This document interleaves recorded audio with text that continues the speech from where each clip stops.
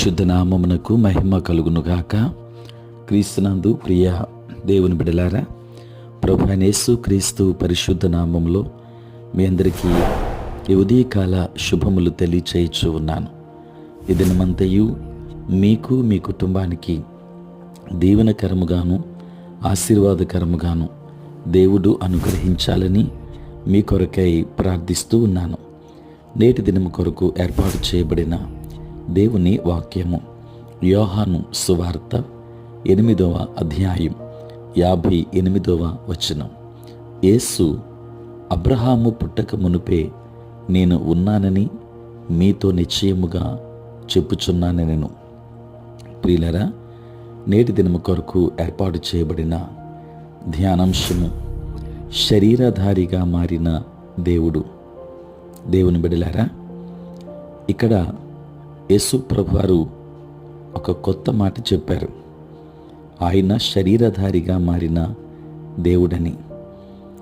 Timothy మొదటి పత్రిక 3వ అధ్యాయం 16వ వచనాన్ని కూడా మనం గమనించాలి. నమ్మని వారు తన మాటను అర్థం చేసుకోలేరని చెప్పారు. ప్రియులారా, అబ్రహాము పుట్టక మునుపే నేను ఉన్నాను అనే మాట అబ్రహాము కంటే ముందే ఆయన ఉన్నాడని ప్రకటించడం మాత్రమే కాకుండా నిర్గమాకాండం 3వ అధ్యాయం 14వ వచనములో ఉండుననువాడు పేరుతో కూడా కలుపుకొన్నాడు. ప్రియులారా, దేవుణ్ణి అని యేసు ప్రకటిస్తున్నాడు అనటంలో సందేహం లేదు. నేను ఉన్నవాడను అని యేసు ప్రకటించాడు. ఇలా యెహోవా తన్ను తాను నిర్గమాకాండం 3వ అధ్యాయం 14వ వచనములో మోషేతో పరిచయం చేసుకున్నాడు. దేవుని అభిషేకపు శక్తితో నేనే ఆయనను అని ప్రకటించినప్పుడు యేసును అరెస్టు చేయడానికి వచ్చిన వారు నేల మీద పడేలా చేసింది. యోహాను సువార్త 18వ అధ్యాయం 5-6 వచనాలు.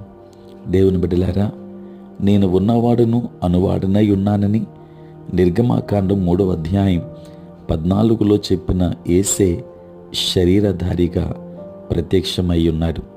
ప్రియులారా, దేవుణ్ణి తండ్రిగా యేసు పిలవడాన్ని యూదుల అధికారులు విన్నప్పుడు ఉన్నత కోణములో తన్ను తాను దైవముగా యేసు ప్రకటించుకున్నాడని వెంటనే అర్థం చేసుకున్నారు. ఆ మాట మరణశిక్షకు తగిన దూషణగా ఉండాలి. లేకుంటే ఏమై ఉన్నానని ప్రకటిస్తున్నాడో యేసు అది అయి ఉండాలి. యేసు దేవుని కుమారుడైన క్రీస్తు అని మీరు నమ్మునట్లును, నమ్మి ఆయన నామమందు జీవము పొందినట్లు అని యోహాను సువార్త ఉద్దేశ్యం స్పష్టంగా ప్రకటించబడింది. యోహాను 20వ అధ్యాయం 31వ వచనం ప్రకారం. ప్రియులరా, ఆయన నామాన్ని నమ్మావు కనుక ఈరోజు నీకు జీవం ఉంది. శరీరధారిగా మారిన దేవుని కంటే యేసు తక్కువని భావించేలా మోసగించినట్లు శత్రువును లోకాన్ని నీ శరీరాన్ని అనుమతించొద్దు. యేసు శరీరాధారిగా మారిన దేవుడు. ఆయన అబ్రహాము పుట్టుక మునుపే ఉన్నవాడు. నిన్న నేడు నిరంతరము ఏకరీతిగా ఉన్న దేవుడు. ఆ దేవుణ్ణి కలిగి ఉందాం, ఆ దేవుణ్ణి వెంబడించుదాం, దైవాశీర్వాదాలు పొందుకుందాం. దేవుడు మిమ్మును మీ కుటుంబాన్ని బహుగా దీవించునుగాక. ఆమేన్. ప్రార్థన. పరిశుద్ధుడైన తండ్రి, ప్రేమ కలిగిన ప్రభువా, మీ పరిశుద్ధ నామమునకే వందనాలు, స్తోత్రాలు చెల్లిస్తున్నాం నాయన. రాత్రంతయు కాపాడి సంరక్షించి సుఖనిద్రను మాకు దయచేసి మా జీవితంలో మరి యొక్క నూతన దినాన్ని మేము చూడగలిగే భాగ్యాన్ని మీరు మాకు అనుగ్రహించినందుకే స్తోత్రాలు. ప్రభువా, ఈ దినమంతా కూడా మీ సన్నిధి మాతో ఉంచండి. మీ ప్రసన్నత మాకు అనుగ్రహించండి. మా ప్రతి బలహీనత నుండి విడుదలనివ్వండి.